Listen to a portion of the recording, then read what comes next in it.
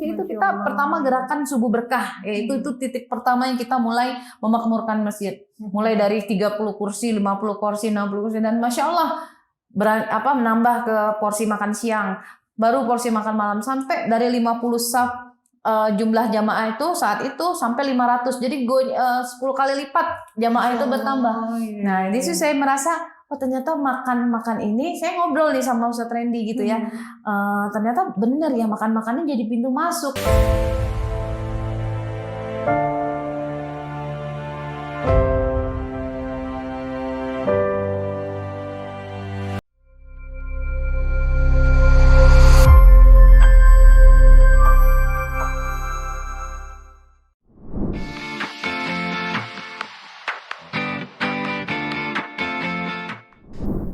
Bismillahirrahmanirrahim. Assalamualaikum warahmatullahi wabarakatuh. Selamat sore sahabat Syamil. Alhamdulillah hari ini kita bertemu lagi di acara yang berbeda seperti biasanya. Hari ini adalah acara perdana di Syamil Sharing Session yang pertama ya, yang perdana. Dan alhamdulillah hari ini saya Yuni akan membersamai sahabat Syamil semua 60 menit ke depan selama 1 jam. Jadi jangan kemana-mana, stay di situ. Kita kupas tuntas bintang tamu hari ini. Siapakah beliau? Kita tunggu sejenak, nanti saya perkenalkan dengan sahabat Syamil semua. Saya jelaskan sekilas tentang Syamil Sharing Session ini adalah sesuai dengan namanya mungkin ya. Program ini insya Allah menjadi media berbagi ilmu, berbagi pengalaman, kisah hidup yang insya Allah membuahkan inspirasi kebaikan buat kita semua. Gitu. Sahabat Syamil semua, hari ini alhamdulillah sesuai yang telah tadi saya bicarakan bahwa hari ini alhamdulillah di studio ini kita kedatangan tamu yang luar biasa. Sosok wanita yang tidak mengenal lelah dan selalu menggali tentang bagaimana untuk menciptakan kebaikan terus gitu. Sepertinya tidak ada capeknya ya, tidak ada kata capeknya. Mungkin sahabat Syamil semua sempat dapat broadcastan atau sempat dapat share dari teman-teman semua tentang Balai Saji. Tuh, rumah makan Balai Saji ini adalah rumah makan prasmanan gratis yang bertempat di Bandung, yaitu tepatnya di Antapani, yang didukung sepenuhnya oleh Syamil Group. Alhamdulillah respon dari masyarakat begitu antusias banget dan banyak sekali yang terbantu, alhamdulillah. Nah, hari ini kita coba berkenalan dengan beliau, adalah founder dari Balai Saji Indonesia. Kita akan coba gali ya pengalaman dari beliau dan nilai-nilai beliau yang pegang teguh bersama Balai Saji. Insya Allah banyak sekali inspirasi yang beliau bisa sharing di acara kali ini. Kita sapa, Assalamualaikum Hajah Nirwana Tawil. Waalaikumsalam warahmatullahi wabarakatuh. Terima kasih Teh Yuni. Kayaknya lebih enak panggil kakak aja. Panggil kakak iya, biar lebih enak kita ngobrol. Saya panggil Kak Ana mungkin ya, Kak Ana ya. Siap. Karena Masya Allah ya, saya tanggal 22 Desember itu datang ke sana. Itu pembukaan Balai Saji yang di Antapani ya gitu. Dan luar biasa. Saya tidak bisa berkata-kata di situ, tapi saya menyimak dan saya ikut di situ dan Masya Allah. Merinding semua. Dan ternyata antusias banget ya. Dari Kak Ana sendiri saya juga heran. Begitu banyak inspirasi kebaikan gitu. Saya nggak tahu nih, pikiran, hatinya sudah seperti apa nih gitu. Nah, karena boleh sapa dulu sahabat Syamil semua gitu. Mangga disapa dulu.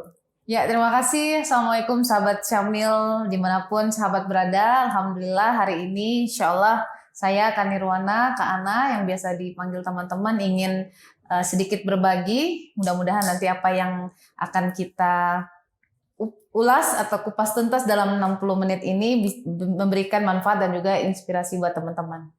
Terima kasih. Iya, Kak Ana, ini kan perdana ya. Ini acara Syamil Sharing Session pertama perdana. Insya Allah ya, mudah-mudahan membawa keberkahan buat Syamil Group, amin. keberkahan buat Balai Saji, dan keberkahan juga buat semua sahabat Syamil gitu, karena kita berbagi juga hal-hal yang positif ya, insya Allah menyemangati, saling termotivasi mungkin ya. Karena boleh dong kenalan dulu gitu. Sebetulnya sekarang sudah mulai terkenal sekali ya tentang Balai Saji gitu. Nah, tapi kan sebetulnya di balik ini tuh siapa sih gitu. Nah, sekarang beliau ada di sini, karena silakan Kak Ana menjelaskan Kak Ana tuh siapa sih sebetulnya? Ya, baik. Terima kasih Teh Yuni dan sahabat Syamil semua yang sedang menyimak acara sore hari ini. Saya tadi sudah diperkenalkan secara singkat oleh Teh Yuni. Alhamdulillah saya diamanahkan, ini atas izin Allah semuanya, saya diamanahkan sebuah yayasan, sebuah gerakan amal soleh yang bergerak dalam dakwah kemanusiaan dengan menyediakan makan gratis lewat prasmanan gratis Balai Saji. Nah, Balai Saji sendiri ini adalah merupakan sebuah filantropi, sebuah entitas filantropi yang bergerak dalam menyediakan makan gratis dengan konsep prasmanan. Nah, saya di sini selaku founder Balai Saji juga tentunya tidak bergerak sendiri karena saya punya tim yang selalu support dengan dakwah saya hari ini, dan tentunya perjalanan Balai Saji juga tidak semulus hari ini ya. Kita merintisnya alhamdulillah ini adalah tahun pertama kami berkiprah ya, berkhidmat di dunia dakwah dan juga filantropi ini. Jadi mungkin nanti bakal ada banyak cerita nanti di Balai Saji tentang bagaimana perjuangan kita. Mungkin banyak nanti info-info informasi yang buat teman-teman bisa menjadi catatan untuk teman-teman juga bergerak dan juga memotivasi teman-teman yang sedang menyimak. Masya Allah, sosok seorang Kak Ana ya ternyata gitu. Karena boleh nanya lagi ya Kak, gitu. Nah sebelumnya kan kalau tidak salah itu Kak Ana kan sempat berkarir juga ya gitu, berkarir. Apa sih sebetulnya titik momen hidup Kak Ana sendiri mengambil jalan yang ditempuh sekarang gitu kan? Dari masjid ke masjid, ada berkah bok gitu kan. Nah sekarang ke Balai Saji gitu. Sebetulnya bisa diceritakan nggak sih Kak Ana, kenapa sampai berkiprah ke situ gitu? Ya, baik, terima kasih. Alhamdulillah Teh Yuni dan teman-teman sekalian, dulu memang saya pernah mengecap dunia profesional ya, tepatnya mulai dari tahun 2021 itu selepas selesai kuliah, tahun 2000 akhir saya selesai kuliah diploma 3 ya dari Politeknik Indonesia, Universitas Indonesia. Kemudian saya langsung bekerja di perbankan ya, di BUMN, di perbankan. Sampai tahun 2006 ya, salah satu BUMN yang ada di tanah air. Nah selanjutnya pengalaman perbankan saya itu membawa saya kembali berkiprah di dunia profesional itu di luar negeri ya. Alhamdulillah saya sempat juga mengecap pengalaman bekerja juga di Middle East, tepatnya di negara Qatar. Nah karena memang background perbankan itu ada beberapa ilmu-ilmu manajemen ya, termasuk ilmu bisnis analis yang saya dapatkan selama saya punya pengalaman perbankan, sehingga saya sempat bergabung di sebuah perusahaan government company di sana ya, di oil and gas company. Alhamdulillah berkarir baik di sana sebagai data analis. Jadi saya terakhir profesi profesional saya itu sebagai data analis. Nah tahun 2014 saya kembali ke tanah air karena saya merasa sudah terlalu lama meninggalkan tanah air dan pengen berkhidmat, pengen birrul walidain gitu ya, pengen berbakti sama orang tua, karena orang tua juga sudah sering menanyakan mau sampai kapan di luar negeri gitu ya, orang tua juga butuh bersama gitu. Jadi akhirnya 2014 saya kembali ke tanah air. Nah alhamdulillah niatnya sih sebenarnya sudah nggak kepengen kerja Teh Yuni, pengennya ada bekal sedikit, pengen sudahlah saya usaha aja terus biar bisa juga ngurus anak gitu ya. Nah qadarullah 2014 itu salah satu bank di Qatar itu buka cabang di Indonesia gitu ya. Jadi habis mengakuisisi salah satu bank nasional, ya beliau bank ini langsung membuka cabang di Kalimantan Timur, tepatnya di Kota Balikpapan. Nah, karena saya punya track record riwayat pengalaman di luar negeri di Qatar sendiri, yang mana perbankan tersebut itu merupakan sister company-nya dari perusahaan tempat saya bekerja. Nah, sehingga saat mereka install cabang di Kalimantan Timur, saya direkrut kembali gitu ya. Awalnya nggak mau, tapi melihat tawarannya menarik, menggiurkan gitu ya. Akhirnya wah saya kembali lagi nih ke dunia perbankan. Alhamdulillah dia dapat amanah besar lah di sana ya. Nah sehingga 2015 di tahun 2015 akhir itu saya sudah proses untuk bergabung kembali join di salah satu saat itu di tahun 2015 bank tersebut masih memegang predikat bank terbesar di dunia ya dengan kategori aset terbesar di dunia ya, Masya Allah dapat amanah besar. Nah ternyata dalam perjalanan 2 tahun bekerja kembali profesional ya mengemban amanah besar di perbankan, ternyata banyak sisi kehidupan yang menurut saya hilang gitu ya. Nah hilang, saya banyak kehilangan quality life itu betul-betul kembali tergerus gitu loh. Beda dengan saat waktu saya merasakan zona nyaman ya, comfort zone itu saya ngalamin banget waktu saya kerja di luar negeri. Kehidupan yang teratur, disiplin ya, orang-orang yang juga semuanya pada tertib gitu ya. Jadi kita juga melihat begitu kembali ke tanah air tuh rada-rada kagok juga. Banyak yang kok ini seperti ini gitu ya, kok ini nggak seperti ini gitu, nggak seperti yang kita dapatkan di luar negeri. Orang pada patuh ya, orang-orang tuh pada patuh pada peraturan gitu. Begitu kembali ke Indonesia ya, tapi ya biar gimana pun itu tanah air sendiri, jadi kita harus terima. Nah 2 tahun saya bergelut di dunia perbankan ya, dengan ya secara materi mungkin tidak kekurangan gitu, tapi banyak secara ya tadi saya bilang quality life saya yang lama-lama menggerus terkikis gitu loh. Nah pada suatu hari tepatnya di akhir 2016 teh. Nah 2016 tuh jadi saya hampir 2 tahun berkiprah ya, memberikan kontribusi kembali di dunia profesional. Nah, tiba-tiba ya itu saya dapat hidayah lah dari Allah. Saya merasa ada letih gitu, ada titik letih, dan saat itu saya baru punya baby gitu, baru punya anak gitu kan. Anak saya masih balita gitu, masih golden years-nya dia gitu loh kan. Kok saya ngerasa kurang engagement sama anak gitu. Nah, akhirnya saya memutuskan pengen resign gitu. Tapi nggak semudah itu juga ngajuin resign. Akhirnya butuh proses 4 bulan setelah itu. Nah, di saat saya memutuskan resign tahun 2017, nah di pertengahan tahun itu saya mulai mengenal, Allah kirimkan seorang sosok ini yang jadi Masya Allah yang hari ini jadi guru saya, jadi orang yang sangat berpengaruh dalam yang menjadi guru kehidupan saya lah, sehingga saya bisa istiqomah sampai hari ini. Jadi di 2017 pertengahan itu saya berkenalan dengan sosok beliau melalui sebuah training hijrah. Nah mungkin terserah nih mau kita ceritakan sekarang atau kita simpan dulu sosok beliau gitu loh. Soalnya kalau dibahas semua nanti keseruannya habis. Nah nanti habis gitu ya. Jadi kurang lebih seperti itu teh. Jadi saya sempat juga kurang lebih 15 tahun lah mengecap dunia profesional gitu, dan alhamdulillah hari ini gerakan yang kita kerjakan juga sebenarnya semuanya bisa kita aplikasikan. Ilmu yang sudah kita pernah dapatkan dulu tuh banyak sekali yang kepake dengan entitas filantropi yang kita jalanin hari ini. Jadi manfaat banget itu ya. Iya ya, nggak ada yang sia-sia. Memang ilmu itu memang nggak akan sia-sia gitu. Jadi semua itu saya coba nge-refresh lagi bagaimana kita membuat sebuah bisnis proses, membuat sebuah flowchart untuk kerja dan sebagainya. Itu semua saya aplikasikan ke entitas dakwah yang saya gerakan hari ini. Semoga juga ilmunya berkah ya Kak ya. Amin ya Allah. Nah cuman gini Kak, kan pengalaman Kakak tuh luar biasa ya, dari jenjang pekerjaan, pendidikan, ternyata luar biasa, tidak hanya di Indonesia tapi di luar juga gitu. Itu kan sesuatu yang wow banget lah gitu. Nah cuman kita balik lagi ke Balai Saji ini kan sebetulnya banyak banget ya kegiatan untuk kebaikan gitu ya, banyak banget.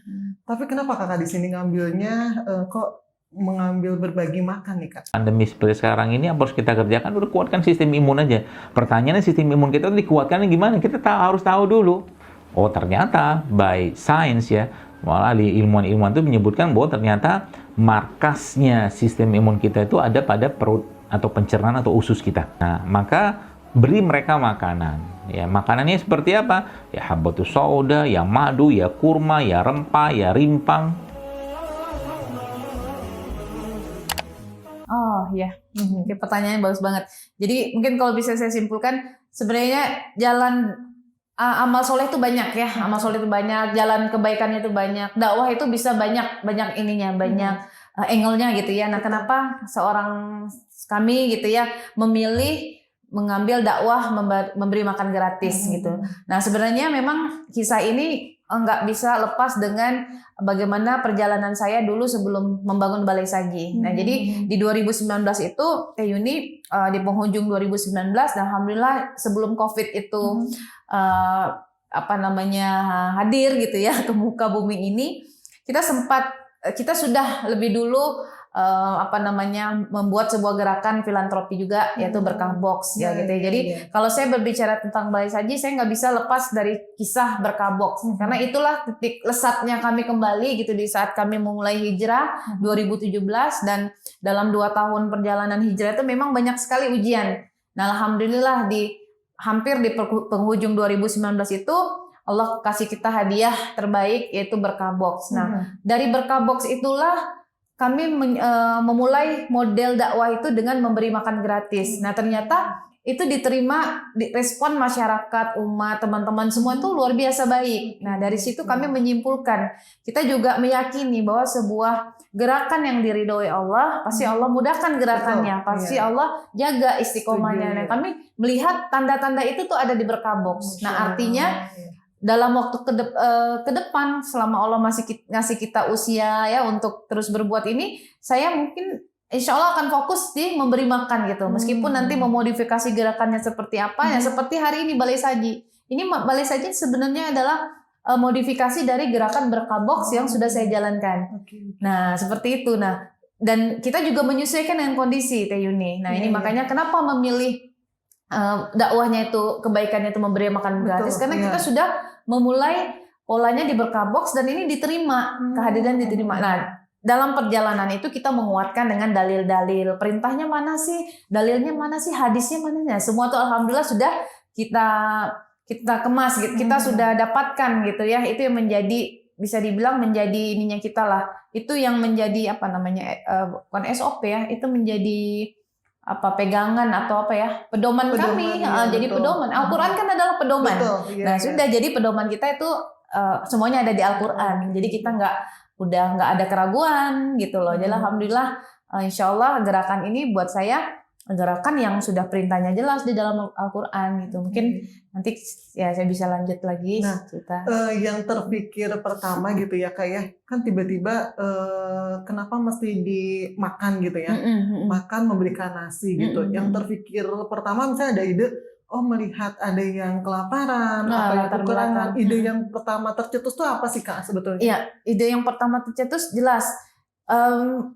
Sebelumnya kan tadi waktu saya bicara tentang Berkah Box, sebenarnya juga uji coba juga, try and error juga. Maksudnya gini, suatu hari sebelum saya buka Berkah Box, saya sempat diamanahi untuk mengelola sebuah masjid. Jadi saya sempat pengalaman sebagai marbot itu nggak hari ini gitu. Saya sudah punya pengalaman sebelumnya di salah satu masjid di Yogyakarta ya, Masya Allah.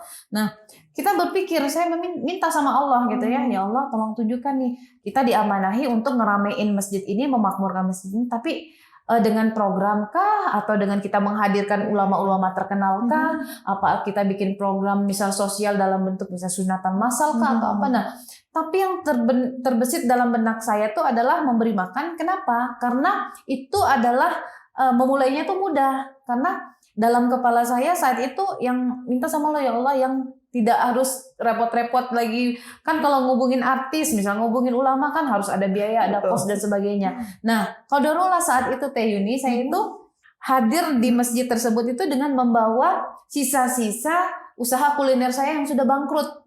Yang bukan bangkrut, udah saya tutup paksa gitu. Kalau dibilang bangkrut juga enggak sebenarnya ya, enggak bangkrut. Cuma saya udah capek dengan bisnis dunia tadi yang kok merugi, kok nombok terus, kapan ini, terus banyak sekali mudarat di dalam bisnis itu, menjual makanan rame tapi pengunjungnya juga Masya Allah, pengunjungnya juga orang-orang yang nggak jelas gitu loh. Saya merasa kok banyak kezoliman, maksiat yang hadir lewat wasilah rumah makan saya ini. Jadi buat saya, aduh ini saya tutup. Nah, tapi bagaimana aset yang sudah ada itu bisa saya optimasi. Nah udah saya berpikir, apa kita optimalin aja aset yang ada, yang kita nggak perlu modal, kita bikinlah kegiatan makan-makan.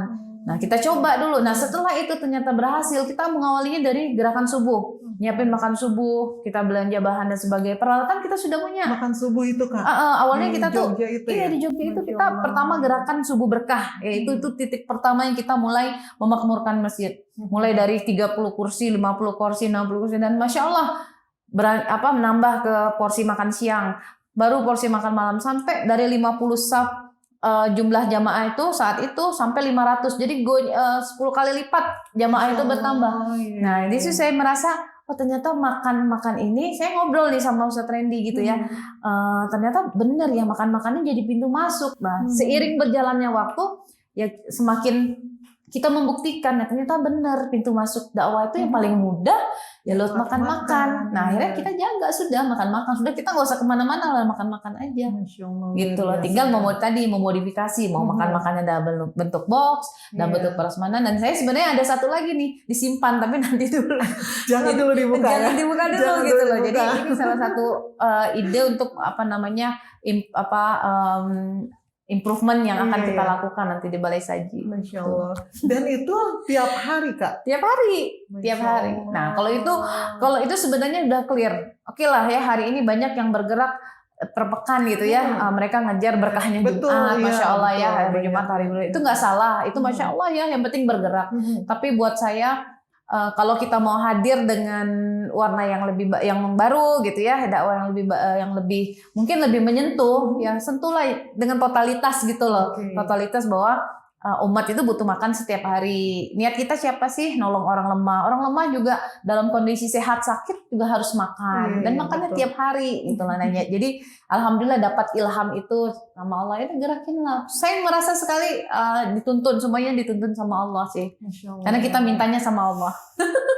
Minta diajarkan ilmunya gitu. Kegiatan kebaikan insya Allah selalu dimudahkan ya Kak. Iya. Amin. Nah, kalau berhubungan dengan Balai Saji nih Kak, gitu. Boleh cerita dong kalau misalnya kemarin tuh tanggal 22 Desember ya, mulai pembukaan di Antapani. 23 Desember ya. Terus gimana tuh Kak ceritanya awal mendirikan di Antapani, kok tiba-tiba di Antapani gitu? Maksudnya tiba-tiba di Bandung gitu. Masya Allah ya.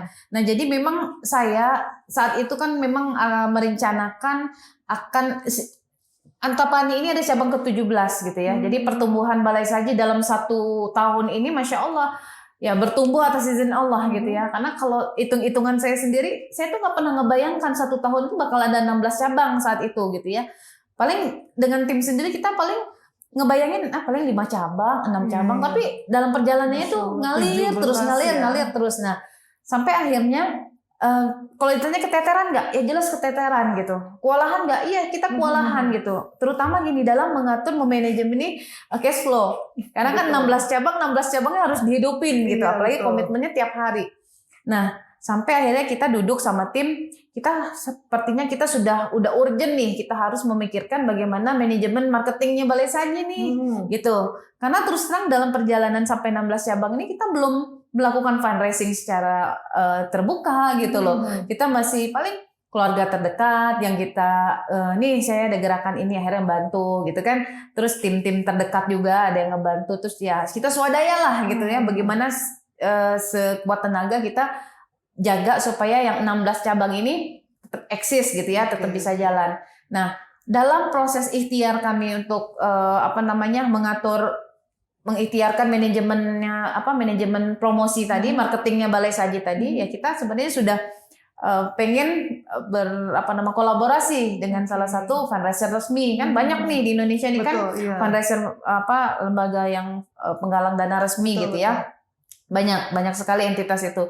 Sebenarnya banyak juga yang sudah pitching nih ke Balai Saji gitu kan. Mau nggak kita kelola, tapi kita tetap kepengen ke entitas yang memang direkomendasikan oleh guru-guru kita. Karena biar bagaimanapun perjalanan Balai Saji ini semuanya saya tetap samina wadto nama guru, minta ridho guru gitu, minta arahan gitu, langkah demi langkah itu seperti apa.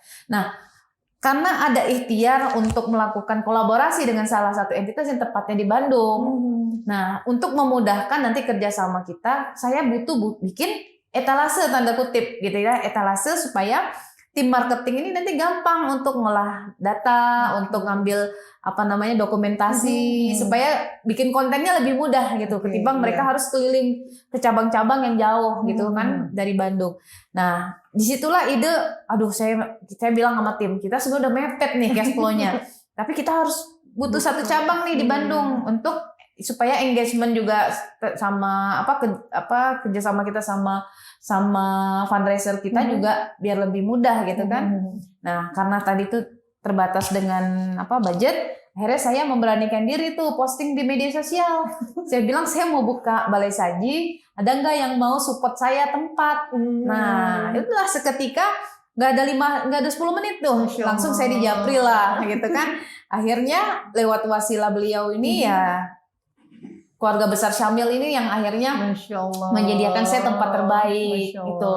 Dan Masya Allah ya Teh, lewat wasilah Syamil ini yang kebetulan tempat di Antapani juga tim Syamil sendiri yang meriset gitu loh. Itulah kan beberapa option udah dikasih, tapi gimana Bu Ana tempatnya gimana gitu. Saya melihat tempatnya oke, cocok gitu kan, layoutnya juga mendukung. Nah akhirnya karena saya merasa tempat sudah disediakan, terus kan memang cost budget untuk tempat tuh mahal. Jadi saya butuh tempat itu disupport, baru kita menginstal peralatan dapur dan mengatur bagaimana cash flow hariannya nanti. Itu insya Allah tuh lebih mudah gitu buat kami. Nah jadi akhirnya gak lama banget itu ya? Gak lama, prosesnya sangat cepat. Setelah itu kita 1 minggu dari itu alhamdulillah kita bisa atas izin Allah lagi itu Teh, atas izin Allah. Nanti bakalan seru lagi nih kalau kita cerita bagaimana perjalanan balai saji di Antapani ini. Banyak sekali keajaiban Teh. Saya juga punya cerita sendiri tentang balai saji di Antapani itu. Mbak Ana, untuk sesi pertama kita sudahi dulu. Sahabat Syamil ternyata tambah seru dan sangat menginspirasi sendiri, luar biasa ya, Masya Allah. Entahlah, saya juga harus banyak menanyakan ini, harus terus menggali nih gitu sebagai motivasi kita semua gitu ya sahabat Syamil. Tetap simak di Syamil Session ini hanya di Syamil TV, inspirasi kebaikan.